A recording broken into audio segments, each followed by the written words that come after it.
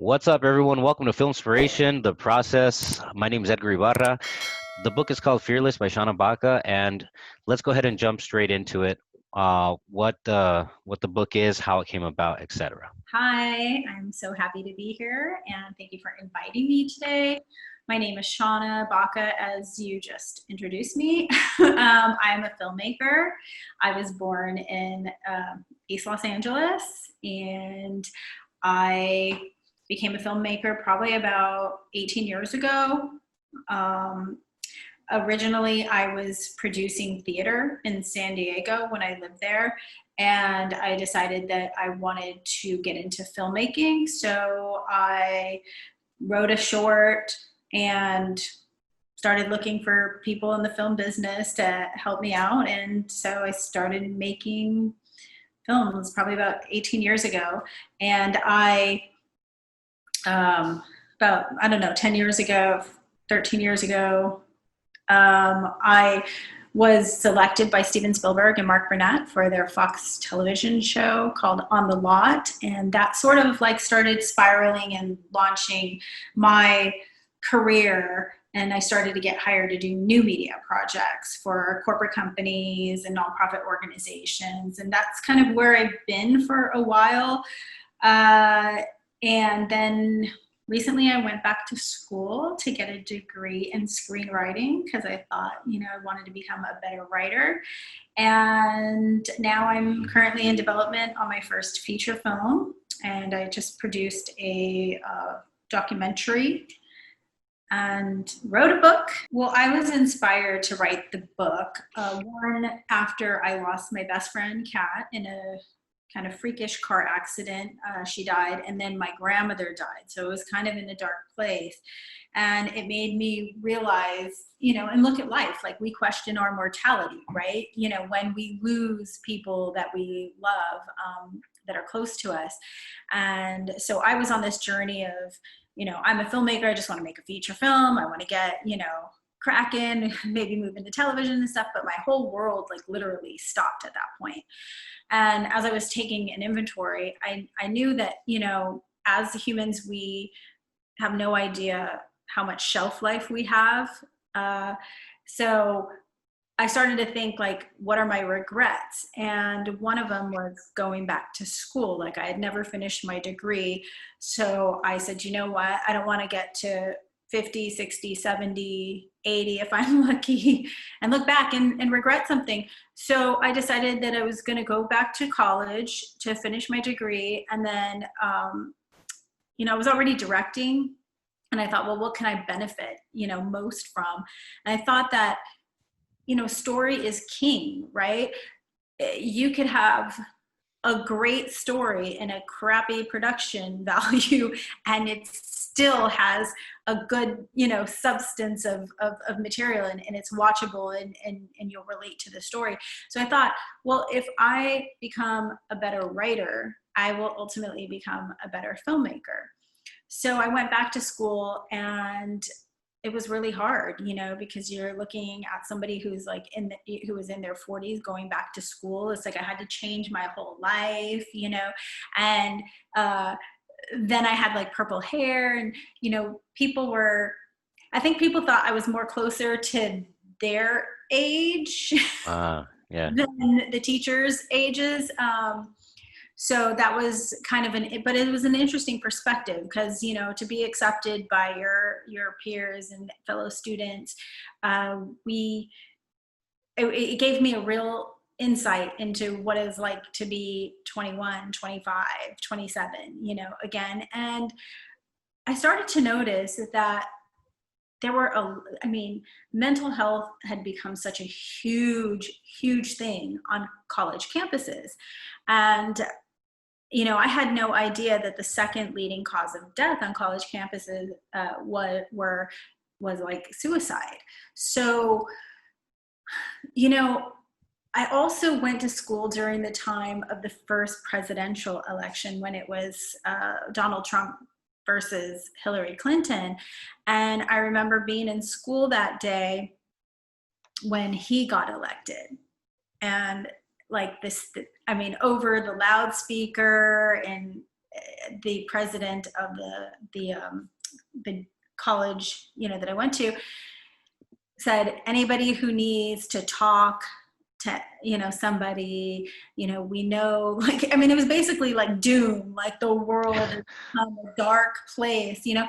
And I really commend Cal State Northridge for the reaching out that they did to their students, because it was like a very like morose time, you know. People were really upset. And that's when I kind of started to notice and become more aware how passionate the youth were, one, about politics, because when I was that age, I did not care about politics whatsoever. How much, you know, passion they had for their country, and, you know, where we're headed, where we're going.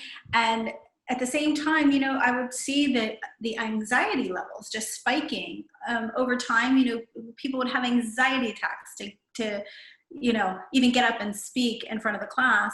And I thought, you know, this is really interesting, because when I was 21, you know, over 20 something years ago, we didn't have the internet, you know, we didn't have Google. You wanted something, you know, you wanted to pull out a book, you wanted to do some research, you had to walk to the library. Well, as somebody who suffered from panic attacks and agoraphobia, that's like a death sentence. You know, I'm not going to go outside into a library and check out a book, you know, let alone ask a bunch of people to help me find a book, you know, because on mental illness or panic attacks. So it was like really more of a, like, we were less informed. But after I was cured of having panic attacks, I wanted to find out a lot more about what had happened to me, because I had no idea how I could basically descend down into this like dark place, you know, in this dark abyss. And I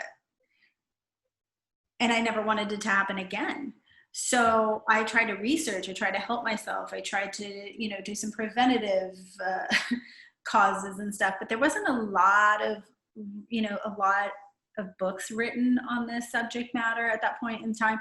But I remember like going to this like learning annex seminar, and I was like 22 at the time, and everybody in there was like 40, 50, 60 years old, probably, you know, women were a higher percentage, probably like if there were 10 of us, 8 out of 10 were women. And, you know, I went there for seeking answers, and I started to learn that panic attacks were actually like a middle age, you know, it affected middle-aged people. But I was like, I don't understand. I'm 21, 22, suffering from this.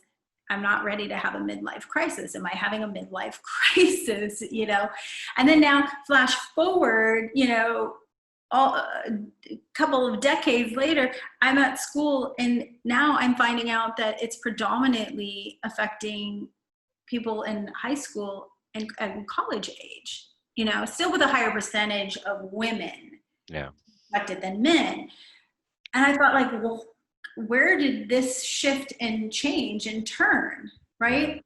I mean, I went through like hell. I spent 2+ I don't know, 25 years trying to figure out what had happened to me. Once I figured out what had happened, once I kind of understood it from a cognitive perspective, a spiritual perspective, then it was about sort of unleashing any kind of, I don't know, lower vibrational emotions that don't serve me anymore, that aren't really who I am as a person, but just things that I was conditioned to, or things that you hold on to that could cause you trauma, or, emotional hurts that we don't get over. And so anyways, I saw these kids, having such a high level of, anxiety and panic attacks and, depression and suicide. And I was like, you know what? I think I'm just going to write a book. I'm going to write a book. I don't know how to write a book. I mean, I've written things, I've written shorts, I've written, copy and content for like organizations and corporate companies and stuff. But I'm just going to write it. And so I wrote it. Now, I was also kind of coming from a dark place myself, because I had, some losses that I was processing. And I think I kind of had to be in that dark space to write some of the things and have that memory recall of all those things that had happened to me.